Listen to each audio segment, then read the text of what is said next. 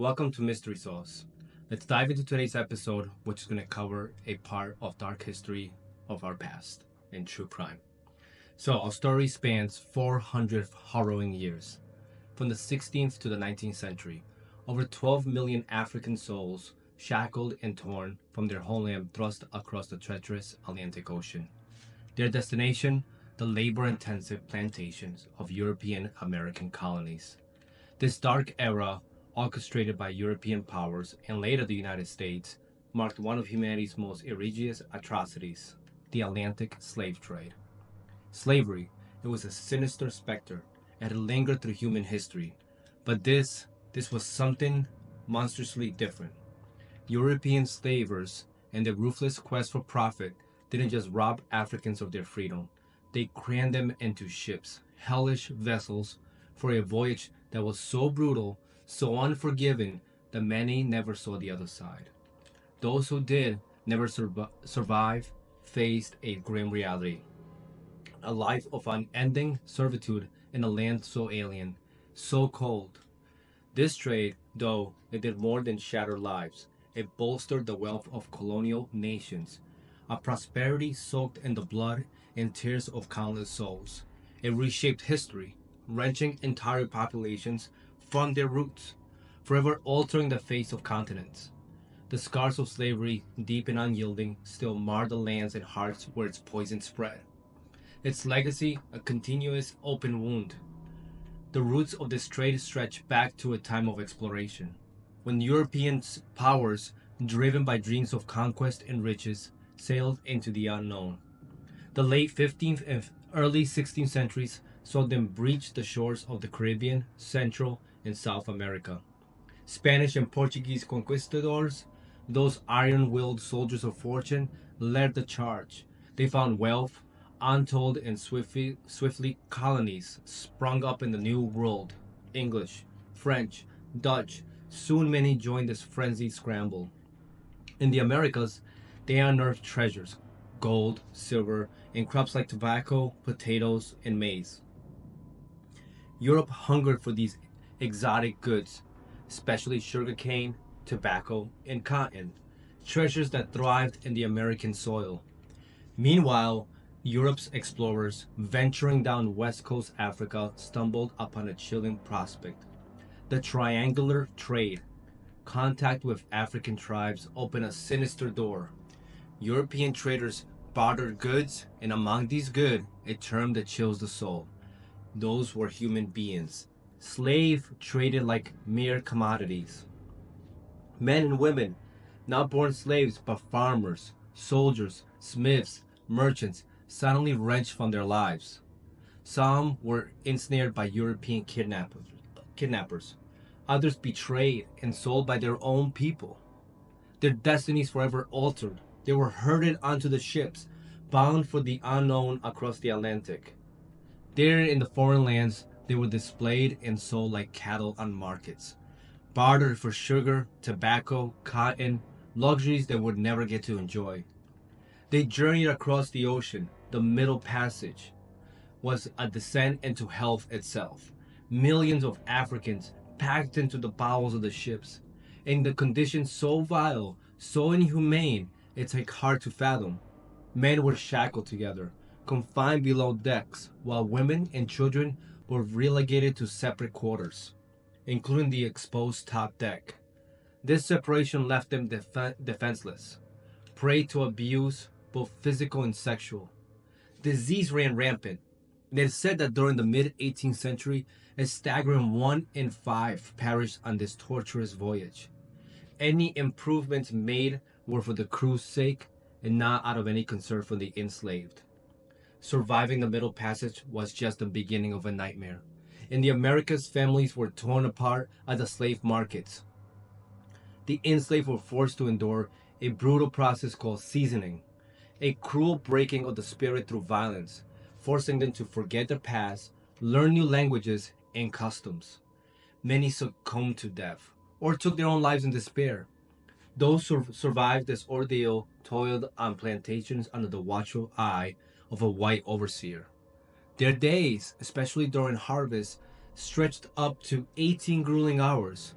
Men labored in fields or workshops, women as domestic servants, nurses, or midwives, and throughout their every right stripped away, leaving them at the complete mercy of their white masters.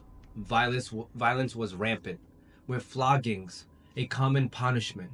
Women faced the added horror of sexual exploitation, many subjected to rape by their own owners. In the face of such oppression, revolts simmered, but with their masters well armed and backed by the European military, most uprisings were crushed with terrifying brutality. Yet hope flickered in the shadows. Some slaves escaped, vanishing into the surrounding jungles. There, alongside indigenous peoples, they formed communities known as Maroons, a French term for feral or fugitive. These defiant souls waged guerrilla warfare against their former captors, a thorn in the side of colonial societies. Now, in a fierce struggle, slaves rose against the chains of French colonial rule on Hispaniola, carving out the state of Haiti. Though the cost was steep, with hundreds of thousands lost, the Haitian Revolution from 1791 to 1804 shook the very foundations of slavery in the Caribbean. But here's a twist. The slave trade, this monstrous enterprise, was run by Christian European powers. The irony was stark, a glaring conflict between the immense profits from slavery and the moral hypocrisy it represented. The contradiction gave rise to abolitionist movements, crusaders in different countries fighting to end slavery. Vermont in 1777 led the charge in America, declaring an end to slavery. Yet, it would take a civil war, the bloodiest in American history, from 1861 to 1865, before the USA would finally rid itself of this blight in 1865. In Latin America, the shackles of slavery were shattered during the Wars of Independence against Spanish rule between 1810 and 1826. And across the ocean, France, amidst the tumult of the French Revolution, initially banned slavery in 1794, only for it to be reinstated by Napoleon in 1802. And it wasn't until 1848, under the French Second Republic, that France would finally renounce slavery.